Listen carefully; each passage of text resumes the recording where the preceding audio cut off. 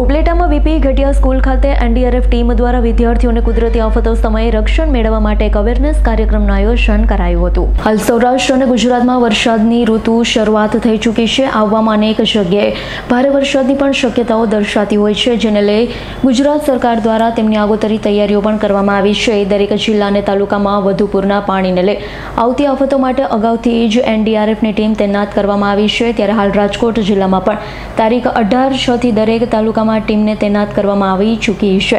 ત્યારે આવી આફતને લઈ દરેક લોકો પણ કાળજી રાખી પોતાના પરિવાર અને જાનમાલની રક્ષા કરવાની જાણકારી મેળવે તેના માટે ઉપલેટા વીપી ઘેટિયા સ્કૂલ ખાતે તમામ વિદ્યાર્થીઓ સાથે એનડીઆરએફની ટીમ દ્વારા એક અવેરનેસ કાર્યક્રમનું આયોજન કરવામાં આવ્યું હતું, જેમાં પૂર જેવી સ્થિતિ, ભૂકંપ, વિમાન દુર્ઘટના કે કોઈ અન્ય કુદરતી આપત્તિ સામે કેવી રીતે બચાવ મેળવી પોતાનું તેમજ પોતાના પરિવારનું રક્ષણ મેળવી જાનમાલની તકેદારી રાખવા સહિતની જાણકારી એનડીઆરએફની ટીમ દ્વારા બાળકોને આપવામાં આવી હતી, જેથી ભવિષ્યમાં કોઈ પણ જાતની કુદરતી કે માનવ સર્જિત આફતો આવે તો તેનાથી બાળકો ગભરાયા વગર તેમની સામે લડી અને પોતાનો બચાવ પણ કરી જાણે.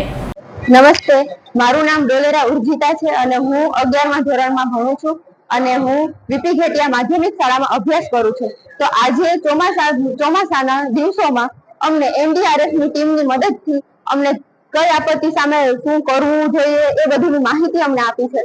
તો એના દ્વારા જ્યારે આપત્તિ આવે ત્યારે આપણે શું કરવું જોઈએ, કેવી મદદ કરવી જોઈએ અને જ્યારે આપત્તિ આવે ત્યારે આપણે ગભરાવું ના જોઈએ. પહેલા તો સૌપ્રથમ જોવાનું અને શીખવાનું કે શું કરવું જોઈએ, આપત્તિમાં ગભરાવું ના જોઈએ અને ઇમરજન્સી કોલ કરવો જોઈએ, 108 નંબર બોલાવવા જોઈએ અને જ્યારે કોઈ પણ વ્યક્તિ ગભરામણમાં હોય એટલે ત્યારે એની મદદ કરવી જોઈએ. અને એનડીઆરએફ ટીમે અમને આપત્તિ આવે ત્યારે તેની સામે કે મુસીબતો આવે છે એ શીખવી છે અને તેની સામે આપણે કેવી રીતે લડવું અને માણસની જાનને કેવી રીતે બચાવવી જોઈએ એ બધું આપણે શીખવું છે. અને દરેક વિદ્યાર્થીને, દરેક વ્યક્તિને આ શીખવું જોઈએ, કારણ કે આ આપણી દરેકની મૂળભૂત ફરજ છે. દરેકને આ શીખવું જોઈએ. આ કોઈ દરેક કોમન વસ્તુ છે, બધાને શીખવું જરૂરી છે. અને હું બહાદુર ડાંગર વીપી ઘેટિયા માધ્યમિક શાળામાં શિક્ષક તરીકે ફરજ બજાવું છું. આજે અમારી શાળામાં એનડીઆરએફની ટીમ દ્વારા જે કુદરતી આપત્તિઓ અને માનવ સર્જિત આપત્તિઓ સામે કઈ રીતે વિદ્યાર્થીઓ પોતાનું રક્ષણ કરી શકે, પોતાના પરિવારનું રક્ષણ કરી શકે, એના માટેનો એક ગાઈડન્સ સેમિનાર આયોજન કરવામાં આવેલું હતું, જે ઉપલેટા વહીવટી તંત્ર દ્વારા એનડીઆરએફની ટીમ સાથે અમારી શાળામાં વિદ્યાર્થીઓને દરેક આપત્તિઓમાં, જેમ કે ભૂકંપ હોય, પૂર હોય કે આગ લાગવાની ઘટના બને તો એની સામે વિદ્યાર્થી તરીકે તેઓ કઈ કઈ બાબતોનું ધ્યાન રાખવાનું હોય છે, કઈ કઈ બાબતોની નહીં કરવાની હોય છે અને પ્રેક્ટિકલી જે એનડીઆરએફની ટીમ છે એમના દ્વારા પ્રેક્ટિકલી વિદ્યાર્થીઓને પણ જાતે એનું પ્રેક્ટિકલ જ્ઞાન આપી અને આવી આપત્તિઓ સામે કઈ રીતે રક્ષણ મેળવી શકાય અને વધુમાં વધુ આ જાનમાલની નુકસાની કઈ રીતે વિદ્યાર્થી થકી અટકાવી શકાય એવો એક સરસ મજાનો અવેરનેસ કાર્યક્રમ एनडीआरएफની टीम द्वारा आज हमारी शाला में योजना। मैं इंस्पेक्टर विपिन कुमार 6 एनडीआरएफ बड़ोदरा से, जो कि हमारी team Shri Surendra Singh commandant 06 battalion NDRF के नेतृत्व में कार्यरत है। ये टीम प्री मानसून डिप्लॉयमेंट के लिए राजकोट डिस्ट्रिक्ट में 18 जून 2025 से तैनात की गई है।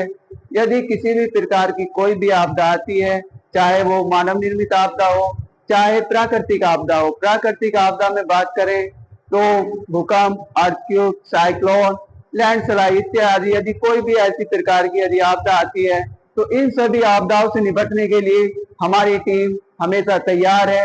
या फिर कोई मानव निर्मित आपदा आती है, जैसे किसी बांध का टूट जाना या कहीं ब्लास्ट हो जाना या रेल दुर्घटना या एयरक्राफ्ट दुर्घटना, इससे संबंधित यदि कोई भी ऐसी आपदा आती है तो हमारी टीम हमेशा तैयार है।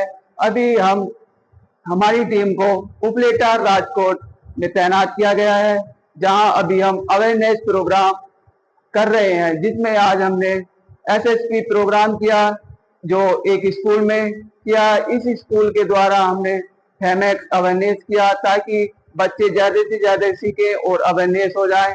फ्लड के दौरान क्या करना है और अर्थक्वेक आ गया तो क्या करना है, इससे संबंधित हमने इन्हें अवेयर किया और मैं मीडिया के माध्यम से यही कहना चाहूंगा कि यदि भारी बारिश या कोई ऐसा जल बहाव होता है तो उससे दूरी बना के रखें।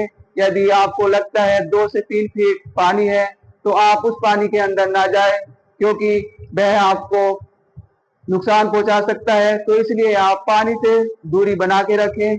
Thank you. વિપુલ ધમેચાનો રિપોર્ટ S9 ન્યૂઝ ઉપલેટા। અમારી તમામ માહિતીથી અપડેટ રહેવા માટે જોડાયેલા રહો S9 ન્યૂઝ સાથે।